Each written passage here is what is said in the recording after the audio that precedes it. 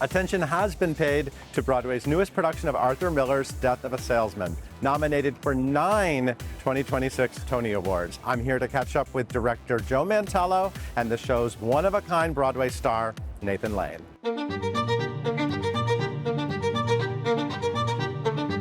It's nice to be here on the Winter Garden Theater. I know you can fit many cats and dancing queens on here, but it's nice to have the Lomans in such a beautiful, vast home. What's it like to come to work to the Winter Garden, where Barbra Streisand came to work? Well, I don't think of Barbara that often while doing Death of a Salesman, although I'd like to see her, Linda. I love this theater. You know, when they first was mentioned as a home for this production, it made me a little nervous for various reasons, and yet it has turned out to be the perfect home for this particular production. And it feels as intimate as anything I've done in the theater.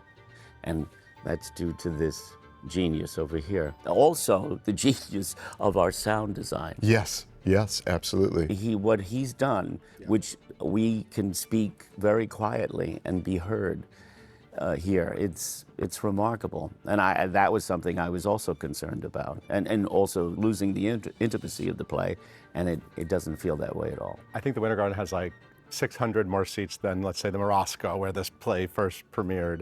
What I love about having so many extra people there is when I saw the show, there was so much silence around me. People are just so like checked in from the minute you make your beautiful entrance. Yeah, such a testament to the play. You know, I really think that I have not heard silence in the theater like that in a very, very, very long time. And the response has just been extraordinary. And you know, when people come back and fall into your arms weeping, you think we must have done something right tonight. This is a once-in-a-lifetime thing. I'm getting to do Death of a Salesman on Broadway in this spectacular production with people I love, and it's a gift. You know, you're trying to rise to the occasion. When you hear that kind of silence, or you hear people weeping in the dark, it's all been more than I could have hoped for. Joe, I know that you made an offhand comment 30 years ago. You should play Willy Loman. I'm going to direct you as Willy Loman someday. Actually digging into it and doing it, and now coming here and getting to watch Nathan do it whenever you're in the house. What has surprised you about actually seeing Nathan in this role, in this man's shoes? You know, certainly 30 years ago when I said this to him, you know, I wasn't imagining this. It was just an idea.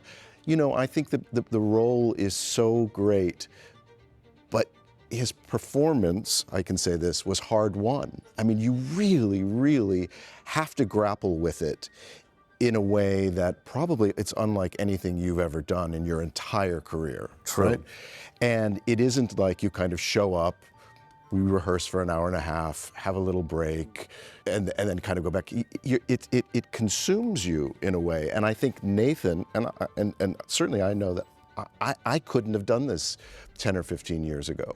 I didn't have this in me. And so I think that the years of experience, all of your years in the theater, have led you to this moment. You have earned this moment at this point in your career. And that's what when I watch him, I'm so proud of my friend. I was presumptuous and I said I couldn't have done it 15 years ago, and I don't think you could have. But do you think you could have done it 15 years ago? Well, not like that. No, Yeah. I don't think so. You know, things happen when they're supposed to happen, and this was when this was supposed to happen. I never would have, I would have hoped to have done it younger than 70, but you know, it turns out like this theater, it was the right time to do this. Look, it's so much about what Joe saw in the play, his take on the play, and this is, as we were saying, this is a big swing. I think he was nervous. I was very nervous. I think to be quite honest, I didn't even realize it, because I do a lot of preparation and research. I read everything ever said about it, written about it by Miller and everyone else.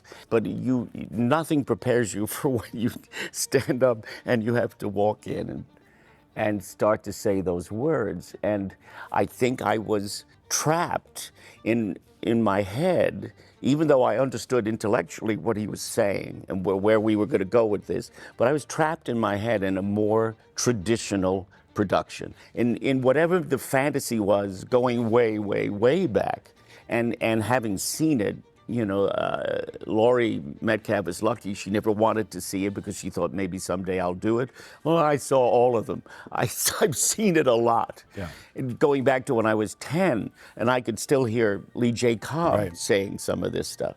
So I had to try to banish all of those ghosts, and yet there was something inside of me that was sort of fighting it, and it was also probably fear, the fear of everything that comes along with playing this kind of an iconic role, and you're going to have to live up to the comparisons or not. So it was very difficult for me, and I would think that I knew what I was doing, and I didn't. And Joe guided and pushed me towards the light, pushed me where I needed to go. I also think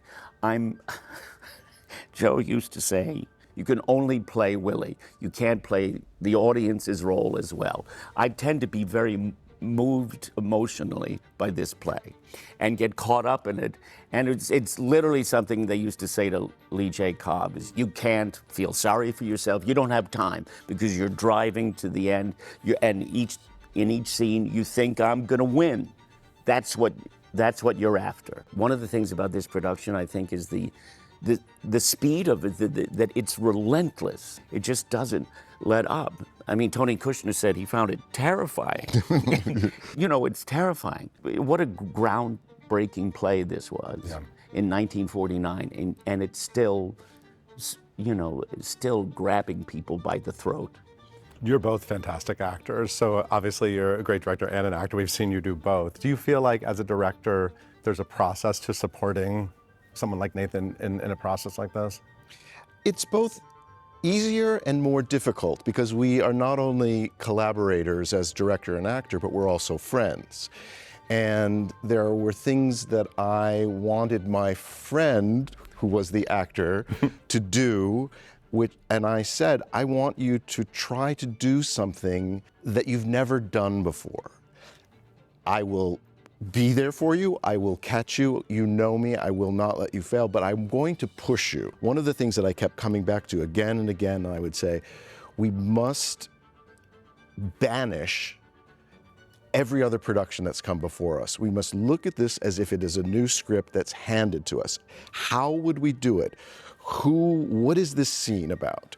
If we know nothing about it. And so I just kept trying to push it in that direction. Where you were coming from and where I was coming from created something really, really interesting.